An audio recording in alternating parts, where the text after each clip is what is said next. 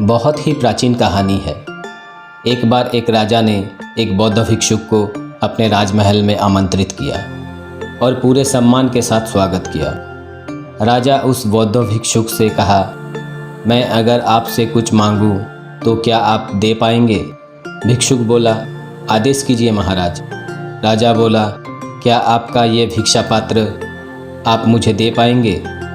भिक्षुक ने बिना कुछ सोचे ही भिक्षा पात्र राजा के हाथ में दे दिया। एक बौद्ध भिक्षुक के पास उसके वस्त्र के बाद भिक्षा पात्र ही उसका एकमात्र संपत्ति है।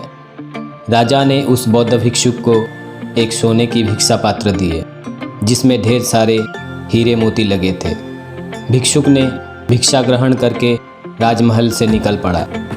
भिक्षुक दिन भर उस नगर में घूमने के बाद शाम से पहले ही अपने कुटिया के तरफ चलने लगा। रास्ते में जाते जाते बीच में एक जंगल मिला। बौद्ध भिक्षुक जंगल पार कर रहा था। उसे आभास हुआ कि कोई उसका पीछा कर रहा है, क्योंकि उसके हाथ में वो सोने का भिक्षा पात्र है। भिक्षुक सोचने लगा, इस भिक्षा पात्र के वजह से मेरा शांति भंग होगा और उस चोर को भी ये भिक्षा पात्र हासिल करने के लिए बहुत सारे दिक्कतें उठानी पड़ेगी। ये सब बातें सोचते सोचते भिक्षुक अपने कुटिया तक पहुंच गया और उस सोने की पात्र को अपने कुटिया के बाहर ही रख दिया। एक चोर भिक्षुक का पीछा करते करते कुटिया के नज़दीक पहुंच चुका था और दूर से ये सारी घटनाएं देख रहा था। वो चोर सोचने लगा, कुटिया के अंदर ज़रूर कोई अनमोल खजाना होगा, नहीं तो वो भिक्षुक इस सोने की पात्र को कुटिया के बाहर ही क्यों छोड़ दिए। चोर के मन में उत्साह बढ़ने लगी और वो धीमे पांव कुटिया के अंदर प्रवेश किया। देखा, बौद्ध भिक्षुक ध्यान में बैठे हैं। एक हल्की सी रोशनी के सिवा उस कुटिया में और कुछ भी नहीं था। चोर थोड़ा सा आश्चर्य हो गया और बौद्ध भिक्षुक से पूछा, महाराज, आपके पास ऐसा कौन सा अनमोल खजाना है जो आप इस सोने की पात्र को कुटिया के बाहर ही रख दिए?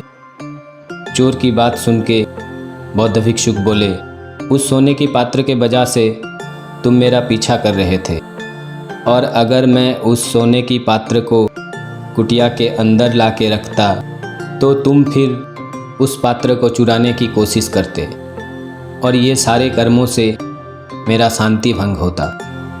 मुझे उस सोने की पात्र को लेकर चिंतित होना पड़ता।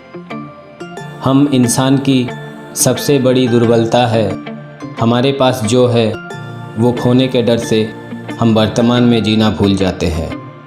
या तो हम अतीत में जीते हैं या भविष्य के बारे सोच के दुखी हो जाते हैं। इसीलिए मैं इस सोने की पात्र को कुटिया के बाहर ही रख दिया ताकि मैं वर्तमान में जी सकूं, जो दुनिया की सबसे मूल्यवान खजाना है।